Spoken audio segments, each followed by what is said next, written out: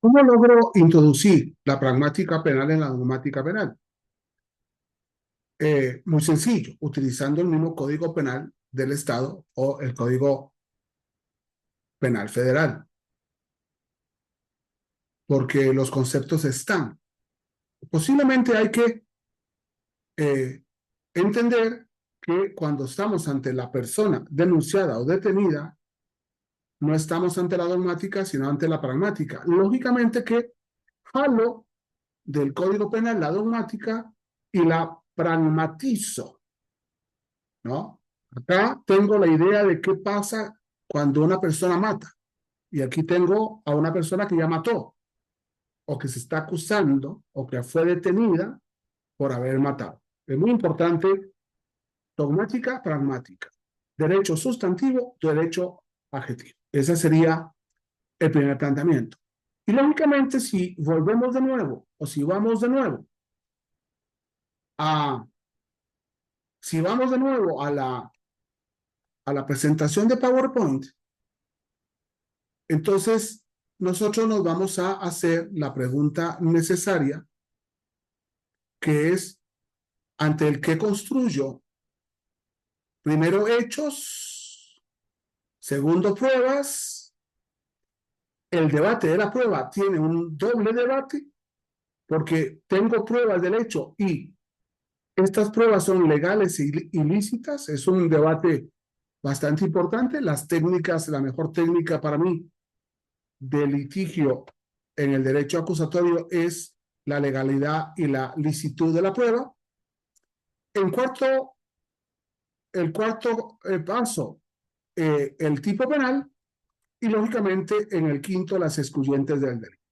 Ese sería el planteamiento lógico. Pero si me dejan quitar la cámara, entonces nos vamos a, cuando tengo un hecho delictivo, y me hubiera encantado poner un hecho delictivo, pero YouTube lógicamente me censura cuando utilizo una película, y tiene toda la razón, y no me la quería jugar, ¿no? A veces lo hago para sentir el golpe, pero no quiero jugármela con YouTube, que me gusta mucho la familiaridad de ese programa. Pero cuando tenemos un hecho delictivo, mató a B, el tipo penal, el bien jurídico es la vida, y el tipo penal es homicidio, con las variables que podríamos analizar de agravado o no. En México, por lo general, no se ha escrito más que yo sobre el hecho precedente. Y el hecho precedente debe verse en tres variables. El hecho desde una conducta humana y el hecho desde una conducta típica. Es decir, nosotros vamos a exigir un grado de ejecución. Vamos a trabajar que el hecho o que el grado de ejecución sea instantáneo, permanente, continuo. Los tipos de tentativa, acabada, inacabada, acabada, eficazmente desistida, tentativa acabada, ineficazmente desistida, la tentativa inacabada, eficazmente desistida, y la tentativa inacabada, ineficazmente desistida. Aquí tenemos unas variables de la construcción del hecho, construcción fáctica, y entonces vienen las formas de intervención: autor directo, coautor, autor mediato, partícipe inductor, partícipe cómplice, partícipe encubridor, las formas dolosas o culposas de la conducta, lógicamente las excluyentes de antijuridicidad y las excluyentes de reproche, que llevarían la muletilla de legítima defensa en enfoque diferencial. O si ustedes quieren, para no tener problemas con la Suprema Corte, con perspectiva de género. Pero veámoslo acá, sin hacer el análisis completo de la teoría del delito desde la pragmática penal, veámoslo en mi planteamiento filosófico. La conducta puede ser por omisión o comisión, por omisión o por acción. Y esa conducta que nosotros a la hora de construir el cuadro fáctico, nos planteamos desde la pragmática penal si la conducta es humana, decíamos, y lógicamente el enfoque diferencial. Esto es una palabra que hemos aprendido en esta serie de videos, que es: ¿se está discriminando o no se está discriminando? ¿Hubo discriminación de algún enfoque diferencial en la acción policial, en la detención policial, en la investigación en el lugar de los hechos? El enfoque diferencial va a ser muy importante porque nos va a decir, no solamente se debe estudiar que no haya discriminación en perspectiva de género, sino en cualesquiera de las 14 categorías del artículo primero constitucional. Pero viene un concepto muy importante de la conducta. La conducta es libre, era una conducta informada, era una conducta consciente, era una conducta advertida, era una conducta prevenida, era una conducta orientada, era una conducta aconsejada, era una conducta voluntaria, era una conducta racional. Vean que ya me centré en un tema nuevo, en una columna nueva.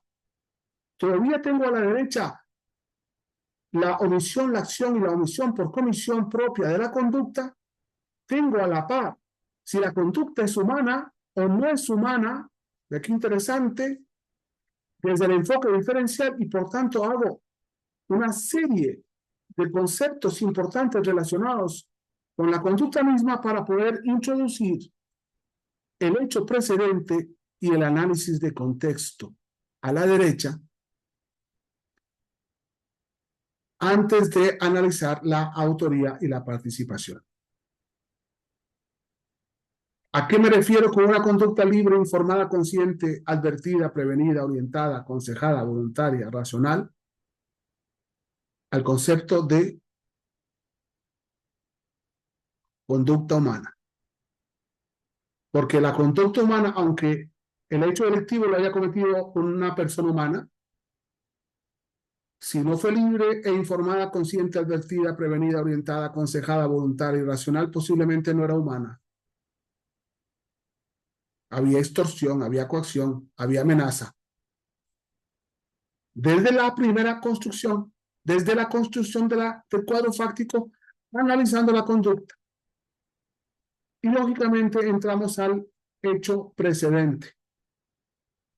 Señores, para poder entender la legítima defensa o las excluyentes de antijuridicidad o de reproche, para poder entender el reproche y para entender lo antijurídico de una conducta, es muy importante conocer el hecho precedente.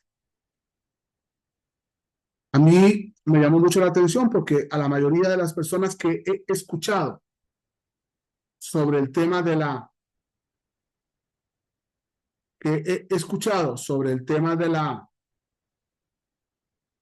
teoría del delito en México, a todas las personas que he escuchado, yo les oigo hablar del hecho delictivo y del autor y de la tipicidad de la conducta, de los elementos objetivos, que como ustedes se dieron cuenta, yo los he cambiado, y los normativos, dejando como elementos subjetivos el sujeto activo y unas variables propias de la conducta típica. Pero ¿a qué me refiero con el hecho precedente? ¿Qué es el hecho precedente? Señores, para ser justos ante el delincuente, ante el detenido, ante el imputado, ante el acusado, para ser justos tenemos que decirnos, respondernos y probar por qué este chico o esta chica robó, por qué mató y de esa forma, por qué partió a la viejita en pedacitos. El hecho precedente. Me llamó mucho la atención, vuelvo y termino, que todo el mundo me hablaba del hecho delictivo, de la conducta típica. El hecho delictivo. Cuando pregunté, perdón, ¿no es primero el hecho precedente? Además, la palabra lo dice. Antes del hecho delictivo, el hecho precedente, la mayoría de los expertos en derecho penal en México, ¿cuál hecho precedente? Hay un montón de situaciones X, voluntarias e involuntarias, culturales o no culturales, de formación o no formación, que llevan a una persona a delinquir y sin embargo nosotros no investigamos esto. Y como no investigamos esto, quizá por eso es que hemos cometido tantos errores en el principio de inocencia, porque no sabemos entender si la conducta es humana y no sabemos estudiar el hecho precedente. Espero cambiarles un poco el enfoque que vienen utilizando. Muchas gracias.